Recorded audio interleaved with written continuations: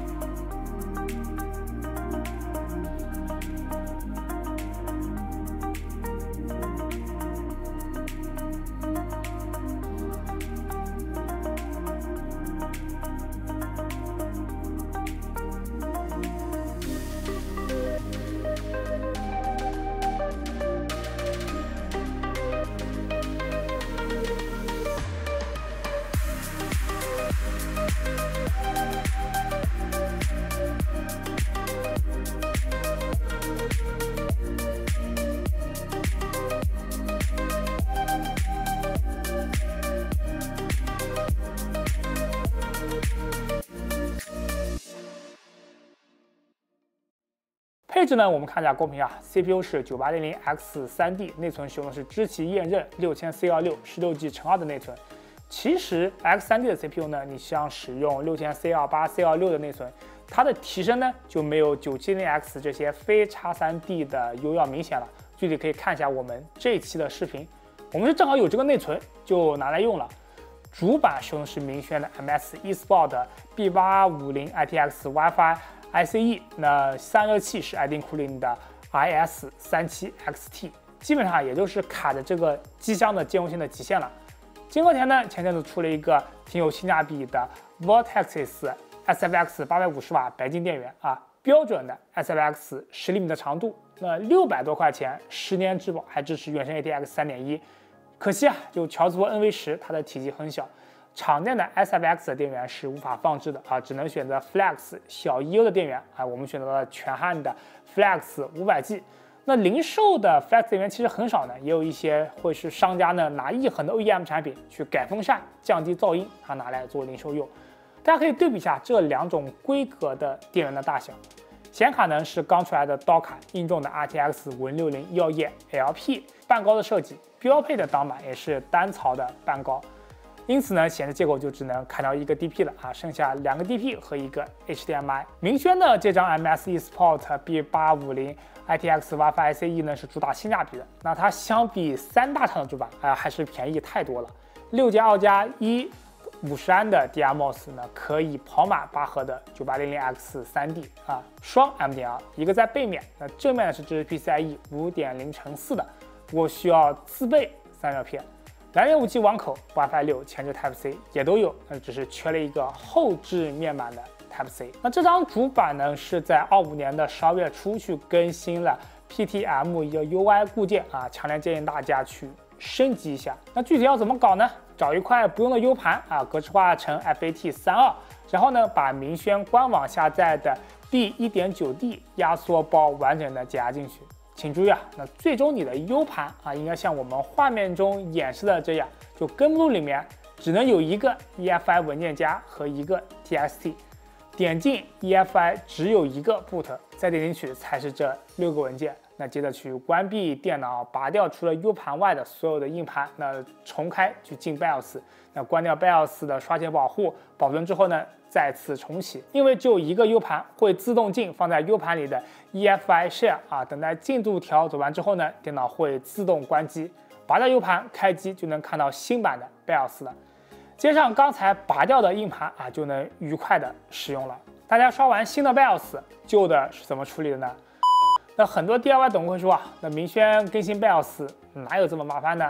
我没拔硬盘也就成功了。哎，这个嘛，如果说你看过一些明轩主板更新 BIOS 的教程呢，应该能看到很多人在评论区表示他自己没有成功。哎，有图有真相嘛，原因也很好懂啊，就是刷 BIOS 的脚本他没有找到你要用的文件，所以说就没有跑起来啊，这还能找不到吗？哎，那是的。EFI Shell 它的功能有限啊，语法也是自成一气，那个脚本不好写。正常的想法肯定是先定位到文件所在的分区，然后 CD 到对应的目录执行命令。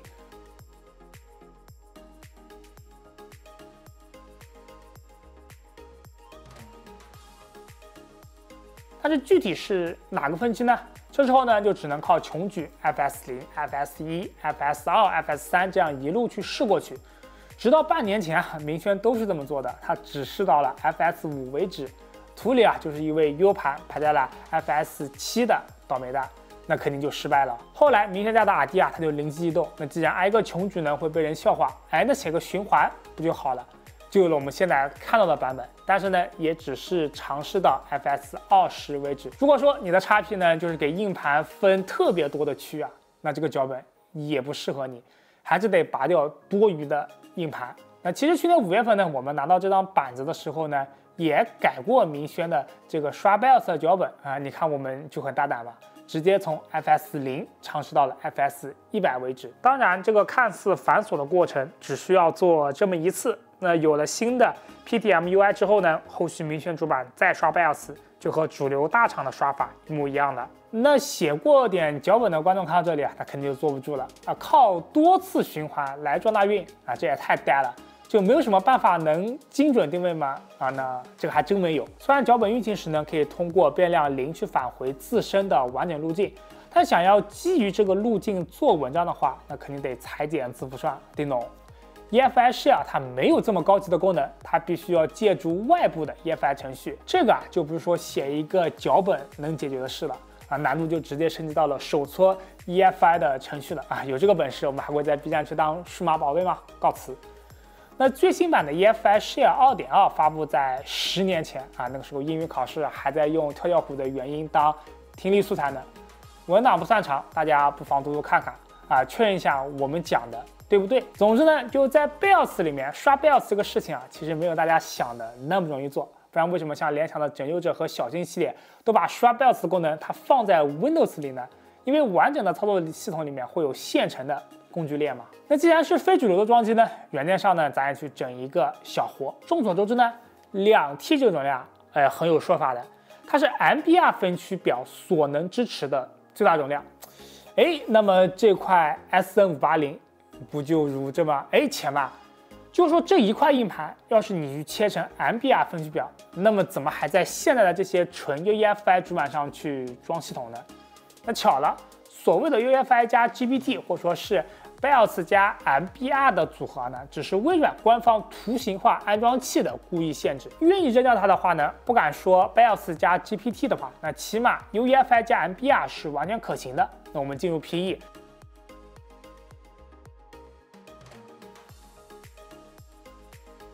找到当中安装镜像的 install 点 Win 文件，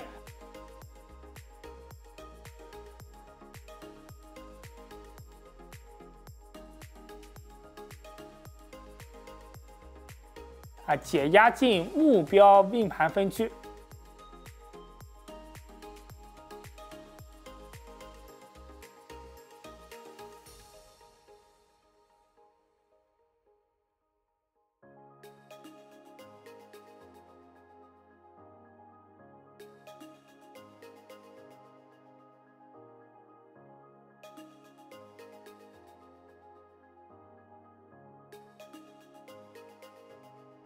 然后手动去修一个引导啊，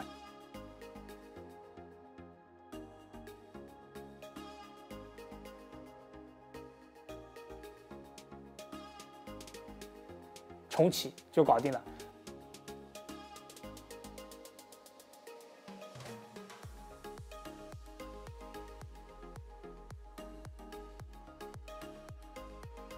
点到为止。我们有一个关于在西岛应用中的大的视频在准备，可以期待一下。那进到系统装完驱动之后呢，测试就走一波啊。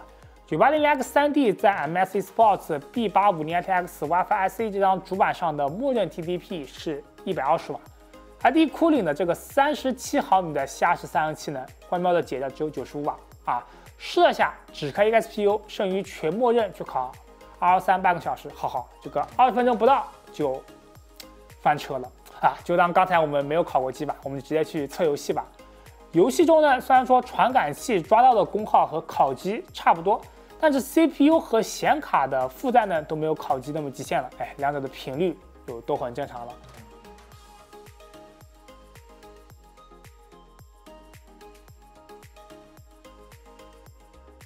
但是整机呢还是太吵了，60分贝放在桌上是有点受不了了。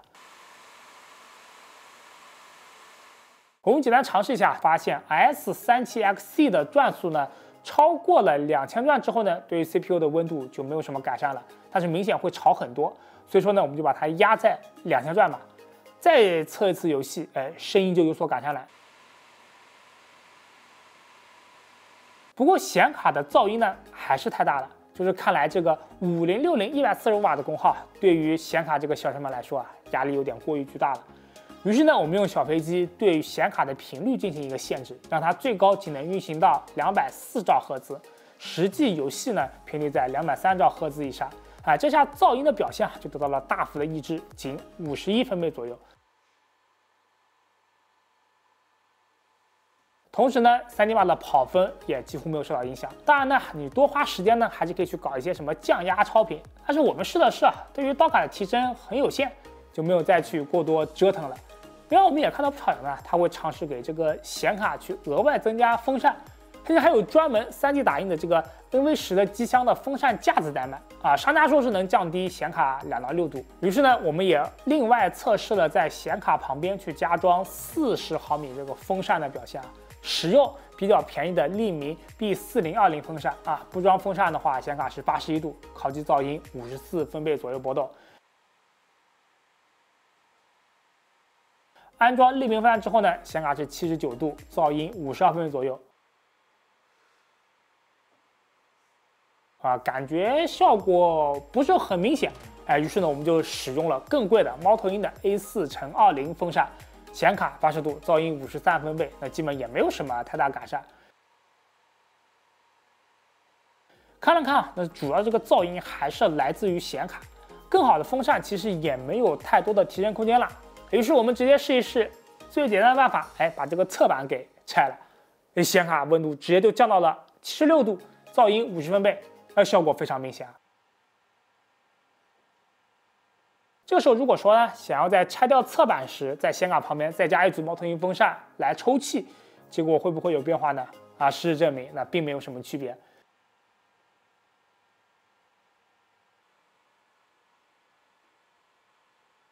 所以说，我们感觉5060刀卡这个还是功耗太大了，加上乔兹博 NV10这种显卡背面是1.3元空间没有的，整体的使用感受并不是特别好。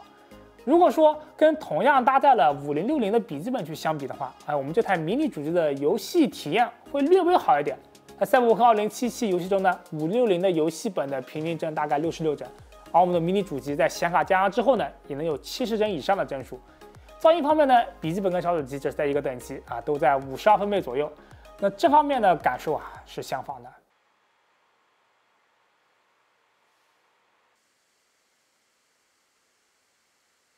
所以这次的这个小主机的折腾最后的结果有点略微不满意就是也能理解为什么刀卡的5060很多厂家在台北电脑展上展出了最后又迟迟不去做出来，这个温度和噪音太大了，一通折腾，噪音和性能方面其实并没有对比笔记本领先太多其实都怪 AMD 和 NV 这个芯片的能效还是不够高。